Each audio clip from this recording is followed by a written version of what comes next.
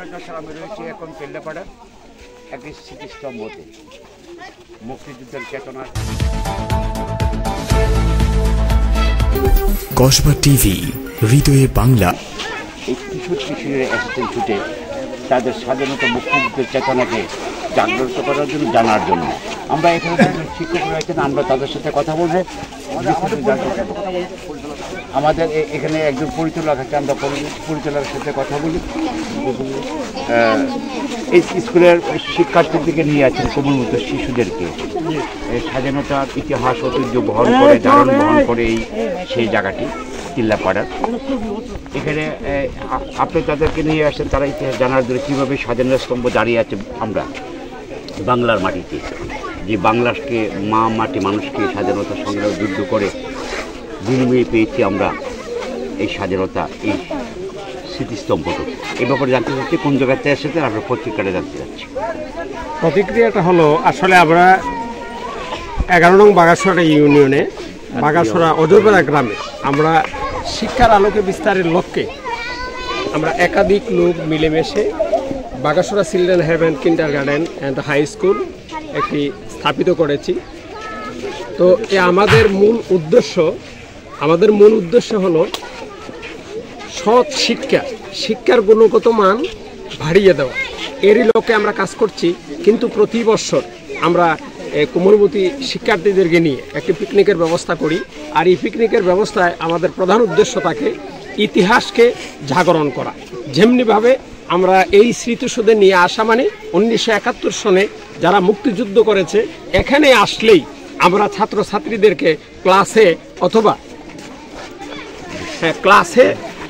অথবা আমাদের বিভিন্ন শিক্ষকদ্বয় এই ইতিহাসগুলো তাদেরকে বোঝাতে সক্ষম হয়। কেননা বাস্তবতা এবং ইতিহাস দুটোটাই অবগত করানোর লক্ষ্যেই আমাদের এই পিকনিকের প্রথম যাত্রা এই স্মৃতিসৌধে আসা।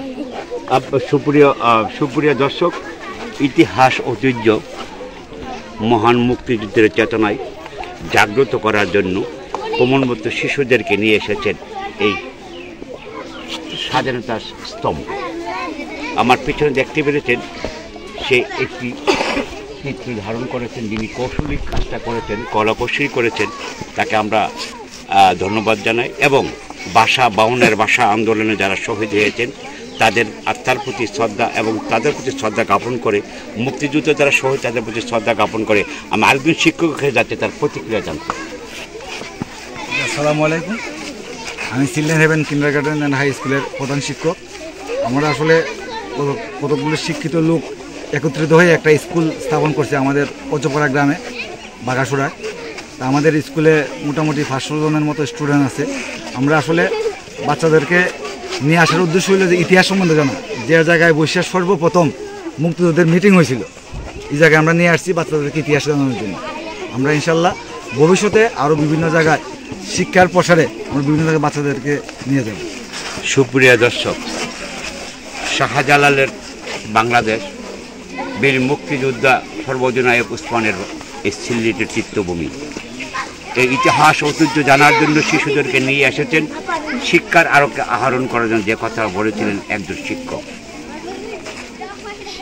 এই স্বাধীনতাকে আরও জানার জন্য,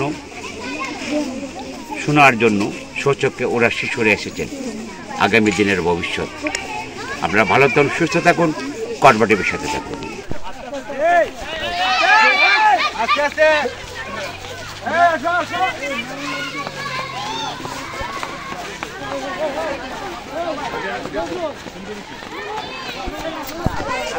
কসবা টিভির সংবাদের সাথে থাকার জন্য ধন্যবাদ জানাচ্ছি। পরবর্তী সংবাদ পেতে আমাদের চ্যানেলটি সাবস্ক্রাইব করে রাখুন।